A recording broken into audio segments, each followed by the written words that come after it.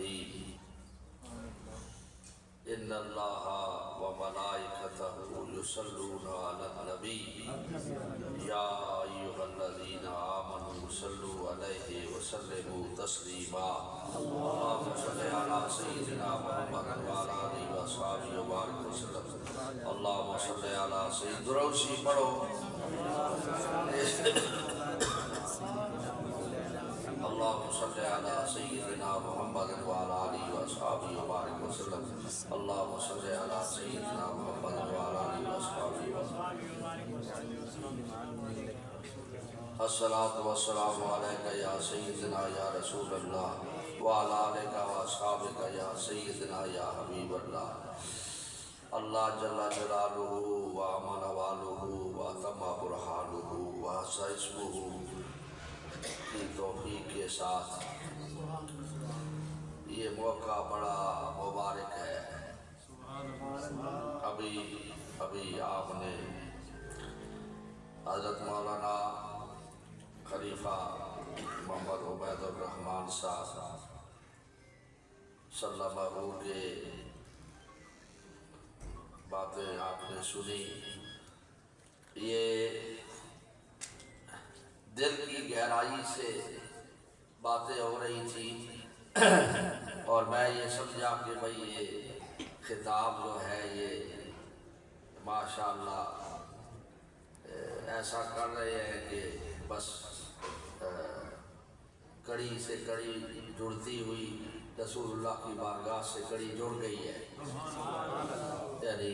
بڑا پرخلوص باتیں تھیں اور وہ دل کی باتیں تھیں۔ اور پھر خوشی مجھے یہ ہوئی کہ حضرت مولانا محمد فدا الرحمن صاحب آدمی ان کی بچے کو یعنی حافظ غلام علی صاحب کو قرآن کا حفظ پورا قرآن حفظ کرنا نصیب ہوا۔ اللہ اکبر اللہ اکبر اللہ اکبر، یہ کتنی بڑی سعادت ہے۔ قرآن شریف سینے میں آ گیا اور پورا قرآن لفظ بلفظ سینے میں آ گیا، سبحان اللہ۔ اس بچے کو یہ بچہ چومنے کے لائق ہے، یعنی قرآن اللہ کا قرآن جو ہے وہ سینے میں جلوہ گر ہو گیا۔ اور یہ سعادت کس کی ہے؟ والد بزرگوار کی ہے۔ یہ مولانا یہ وہ خاندان ہے، ان سے یہ بابا آپ کہتے ہیں نا بھائی فقیر کے بارے میں بھائی آپ کی ان سے بڑی محبت ہے، وہ یہ محبت اس وجہ سے ہے کہ یہ شروع سے ان پر جو نگاہیں پڑی ہے تو ان کے اندر رسول اللہ کی محبت نظر آئی ہے